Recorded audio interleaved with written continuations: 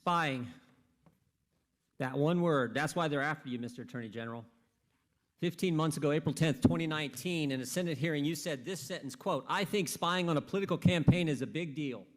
Spying on a political campaign is a big deal. It sure is. And since that day, when you had the courage to state the truth, they attack you. They've been attacking you ever since, every day, every week, for simply stating the truth that the Obama-Biden administration spied on the Trump campaign. 1 year ago, New York Times headline said this, 1 year ago, quote, "FBI sent investigator posing as assistant to meet with Trump aide in 2016.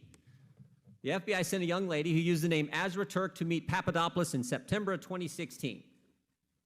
They sent someone pretending to be someone else to meet a person associated with the Trump campaign. You know what they call that? You know what they call that?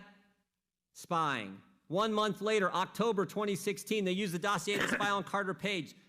The salacious, unverified dossier, Jim Comey's words, not mine. They took it to the FISA court, didn't tell the courts that the Clintons paid for it, didn't tell the court that the guy who wrote the document, Christopher Steele, had already communicated to the Justice Department that he was, quote, desperate to stop Trump from getting elected. And guess what? There were 15 more lies that they told the court. 17 in total. They're outlined by the Inspector General, each and every one of them in his 400-page report. But guess what? Chairman Nadler refuses to allow Mr. Horowitz to come here and testify and answer our questions about the 17 lies the Obama-Biden administration told to the secret court. The Obama-Biden DOJ opened the investigation in July. They used a secret agent lady to spy on Papadopoulos in August. They lied to the FISA court in September, and they did all this without any basis for launching the investigation to begin with. How do we know that? How do we know there was no basis? They told us. Now, they didn't want to tell us, but thanks to Rick Grinnell, who released the transcripts of their testimony, we now know there was no basis for them to start the investigation in the first place. Sally Yates, Rhodes, Samantha Power, Susan Rice. Here's what Susan Rice says. "I don't recall intelligence I would consider evidence of a conspiracy." How about James Clapper? "I never saw any direct evidence that the Trump campaign or someone in it was conspiring with the Russians to meddle with the election." Say that again. "I never saw evidence that the Trump campaign was conspiring, and yet they investigate him." There was never a proper predicate. So why'd they do it? There was no reason to do it. Why'd they do it? They told us that too. Peter Strzok, August 2016, asked, "Is Trump going to win?" What's his response? Remember, this is Peter Strzok. This is the guy who ran the investigation. No, he's not. We'll stop it. August, Peter Strzok says, "We'll stop Trump." September, they spy on Papadopoulos. October, they use the fake dossier to lie to the court. But guess what happens in November? Guess what happens in November? November 8th, 2016, the American people get in their way. 63 million of them, to be exact. Now everything changes. Now the real focus is, wow, wait a minute, we didn't stop him. He won. Now what do they have to do? They have to do the cover-up. And who do they have to go after? Who's target number one in their cover-up?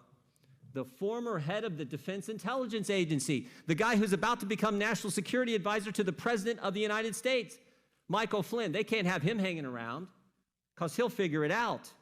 So they decide to go after Michael Flynn. 3-star general, served our country for over 3 decades. And we know they went after him because they told us that too. Bill Priestep, head of counterintelligence at the FBI, the day they interview Flynn, January 24th, 2017, his notes say what? What's our goal? To get Flynn to lie so we can prosecute him, or to get him fired? Think about what the Obama-Biden DOJ, what their administration did in the last month. The last month they were in power.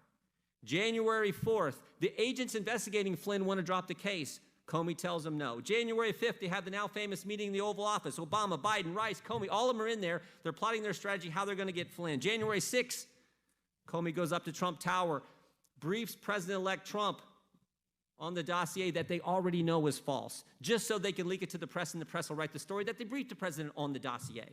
And then, of course, January 24th, the day they go set up Michael Flynn in his interview. Guess what else they did? Guess what else they did between Election Day and Inauguration Day? That 2-month time, guess what else they did? 38 people 49 times unmasked Michael Flynn's name.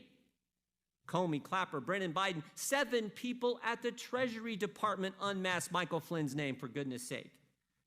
And of course, Flynn resigns on February 13th. Flynn resigns on February 13th. Now the cover-up is complete. Flynn's gone. Everything's fine, they think, until May 9th, 2017, when President Trump fires Jim Comey. Now they got a problem again. The guy who was going to keep it all quiet, he's been fired. Now, how do they continue the cover-up? Real simple. Jim Comey leaks his memos with the express purpose of getting a special counsel appointed to investigate something they already know is not true. And that's exactly what happened. We get 2 years, 19 lawyers, 40 agents, 500 witnesses, 2,800 subpoenas, and a $30 million cost to the taxpayer, and they come back with nothing. Absolutely nothing. And so all they got left is to attack the Attorney General, who had the courage to state the truth right from the get-go, the first time he testifies after he's confirmed.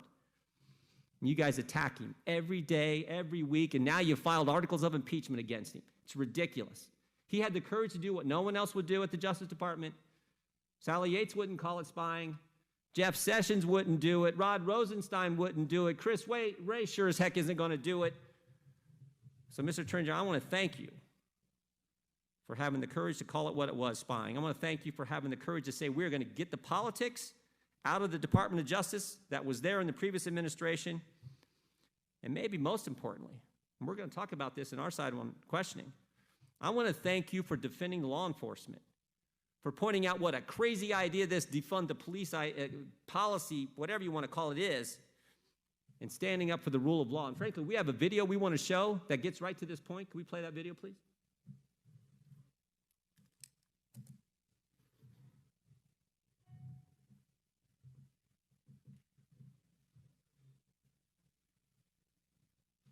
Clear in how I characterize this. This is mostly a protest. It is not, generally speaking, unruly. Peaceful protest. Peaceful protesters. Peaceful protest. Peaceful protest. Peaceful protest. Peaceful protest. Peaceful protest. Peaceful protest. Peaceful protest. Peaceful protest. Peaceful protest. Peaceful protest. Peaceful protest. Peaceful protest. Peaceful protest. Peaceful protests. Peaceful protesters.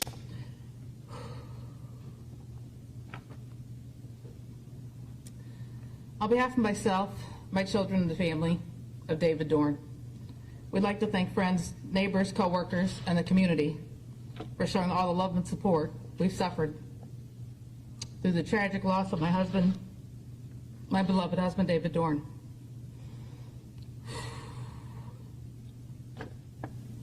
We'd also like to thank St. Louis Metropolitan Police Department for their hard work and perseverance through this investigation, as well as Circuit Attorney's Office. He dedicated his life to the city of St. Louis, retiring at the rank of captain after 38 years of distinguishable service. Then as a chief of Moline Acres for almost 6 years. During those years, he's touched so many lives as a friend, mentor, co-worker, and guardian. His life was senselessly taken from me, from us, by an opportunist who had no regards for human life or the law. This didn't have to happen, but it must have been God's plan for David.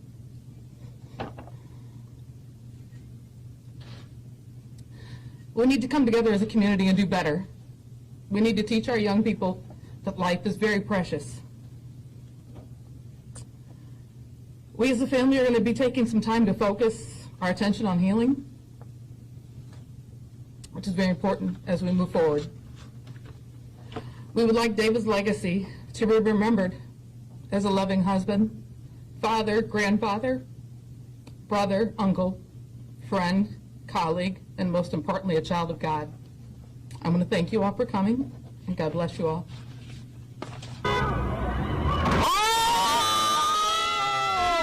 That's the dog! Oh,